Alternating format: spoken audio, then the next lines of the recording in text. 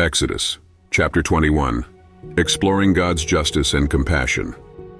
Welcome back to Bible Breakdowns. Today, we're diving into Exodus 21, where God begins giving Moses detailed laws for the Israelite community. These laws are not just rules, they're principles that reflect God's justice, fairness, and compassion. Let's explore them in more depth. The first set of laws deals with Hebrew servants. In the ancient world, servitude was often a way to repay debts, but God's laws ensured dignity and fairness. Here's how. Limited time of service. A Hebrew servant was only to work for 6 years. In the 7th year, they were to be released free of charge. This emphasizes that servitude was never meant to be permanent or oppressive. Voluntary service. If a servant loved their master and wanted to stay, they could choose to remain. The ceremony of piercing the servant's ear at the doorpost was a symbol of commitment, not bondage, but a willing relationship. Protection for women. If a man sold his daughter as a servant, often to be married into another family, she had extra protections. If the arrangement didn't work out, she couldn't just be discarded. She had to be treated fairly or allowed to return to her family. These laws were revolutionary for their time, emphasizing the value of people and limiting exploitation. The next section is all about justice in cases of harm or injury. Eye for eye, tooth for tooth. This principle, called lex talionis, the law of retaliation, might sound harsh, but it was about limiting vengeance. It ensured the punishment fit the crime and stopped cycles of escalating violence. Protecting the vulnerable.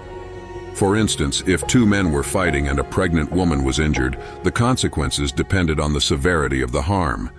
If she or the baby died, the offender was held accountable, showing how God values life, even the unborn. There's also accountability for indirect harm.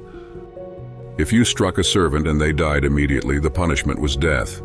However, if the servant recovered after a few days, it was considered a loss to the owner, as the servant's labor was their livelihood. This shows a distinction between accidental and intentional harm. God even establishes laws for situations involving animals. If your ox gored someone to death, the animal was to be stoned.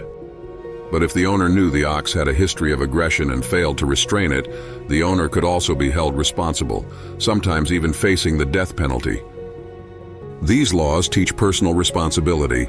You're not just accountable for your actions, but for the potential harm your property could cause to others.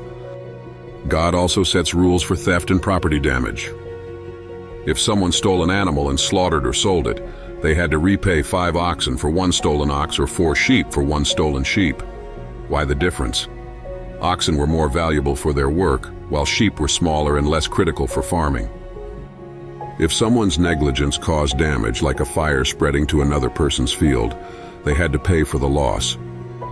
This reinforces the idea that God values fairness and restitution. If you wrong someone, you should make it right.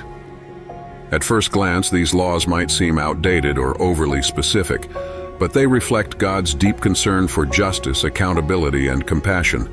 They establish a society where life, property, and relationships are respected. For us today, the principles behind these laws are still relevant. God calls us to take responsibility for our actions and how they affect others. Justice should be fair and proportionate, not fueled by anger or revenge. Every person, regardless of status, deserves dignity and protection. Exodus 21 shows that God cares about the details of how we live together.